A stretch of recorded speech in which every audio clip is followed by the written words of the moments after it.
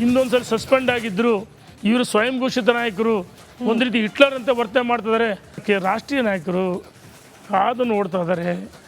Notice ಯಾವ ಸಂದರ್ಭದಲ್ಲಿ ಕೊಡಬೇಕು, ಏನು ಆಕ್ಷನ್ ತಗೋಬೇಕು ಎಲ್ಲ ಮಾಡ್ತಾರೆ.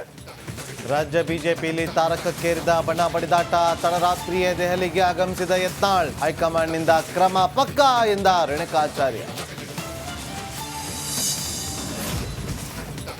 ಕೈಮನೆಯಲ್ಲೂ ಸ್ವಾಭಿಮಾನಿ ಸಮಾವೇಶದ ಸಂಘರ್ಷ. ಇಂದು ಹಾಸನಕ್ಕೆ ಡಿಕೆ ಶಿವಕುಮಾರ್ ವಿಸಿಟ್. ಸಮಾವೇಶದ ಪೂರ್ವ ಸಿದ್ಧತೆಗಾಗಿ ಆಗಮನ.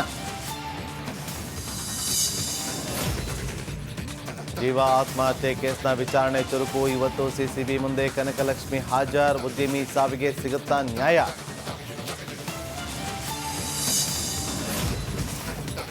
ಮ್ಯಾಕ್ಸ್ ಚಿತ್ರ ನೋಡಬೇಕು ಅಂತಿದ್ರು ಅಮ್ಮ, ಆ ಕೊರಗು ಇನ್ನೂ ಇದೆ ಎಂದ ನಟ ಸುದೀಪ್. ಮ್ಯಾಕ್ಸ್ ಪ್ರಮೋಷನ್ ವೇಳೆ ತಾಯಿಯನ್ನ ನೆನೆದ ಕಿಚ್ಚ.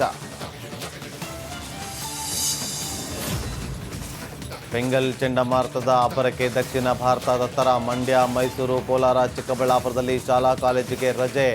ಬೆಂಗಳೂರಲ್ಲಿ ಜಿಟಿ ಮಳೆ ಕಾಟ.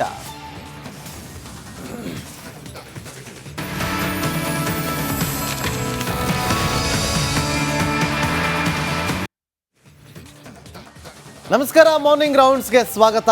ನಾನು ನಾಗೇಂದ್ರ ಬಾಬು.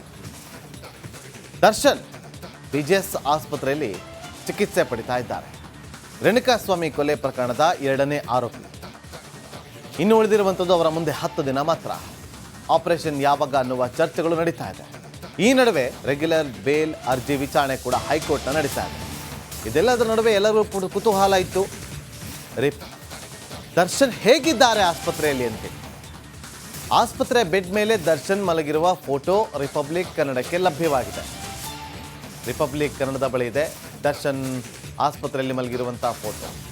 ಫಿಸಿಯೋಥೆರಪಿ ಚಿಕಿತ್ಸೆ ಪಡಿತಾ ಇರುವಂಥ ದರ್ಶನ್ 42 ದಿನಗಳ ನಂತರ ಮಧ್ಯಂತರ ಜಾಮೀನು, ಅಂದರೆ 42 ದಿನಗಳ ಕಾಲ ಮಧ್ಯಂತರ ಜಾಮೀನನ್ನು ಪಡೆದಿರೋದು. ಆ ಪೈಕಿ 9 ದಿನ ಮಾತ್ರ ಉಳಿದಿದೆ. ಆಪರೇಷನ್ ಬಗ್ಗೆ ಇದುವರೆಗೂ ಕೂಡ ಯಾವುದೇ ರೀತಿಯಾದಂಥ ಮಾಹಿತಿ ಇಲ್ಲ.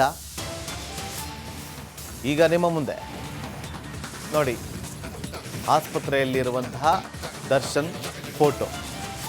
ಈಗ ಹೇಗಿದ್ದಾರೆ ಅಂತೇಳಿ ದೃಶ್ಯಾವಳಿಯಲ್ಲಿ ಗಮನಿಸ್ತಾ ಇದ್ದೀವಿ. ಬಳ್ಳಾರಿ ಜೈಲಲ್ಲಿದ್ದಂತಹ ದರ್ಶನ್ ಬೆನ್ನು ನೋವಿನಿಂದ ಬಳಲ್ತಾ ಇದ್ರು. ದರ್ಶನ್ ಪರ ವಕೀಲರು ಸಿ.ವಿ. ನಾಗೇಶ್ ಅವರು ಕೋರ್ಟ್ನಲ್ಲಿ ವಾದವನ್ನು ಮಂಡಿಸುವ ವೇಳೆ ಅವ್ರಿಗೆ ಆಪರೇಷನ್ ಬೇಕು, ರಿಪೋರ್ಟ್ ಹೇಳ್ತಾ ಇದೆ, ಇಲ್ಲಾಂದರೆ ಅವ್ರಿಗೆ ಸಮಸ್ಯೆ ಆಗುತ್ತೆ, ಅಂತಿಂಥ ಸಮಸ್ಯೆ ಎಲ್ಲ ದೊಡ್ಡ ಮಟ್ಟದ ಸಮಸ್ಯೆ ಆಗುತ್ತೆ ಅಂತ ಹೇಳಿ ಮೆಡಿಕಲ್ನ ಆಧಾರದಲ್ಲಿ ಮಧ್ಯಂತರ ಜಾಮೀನು ಪಡೆದು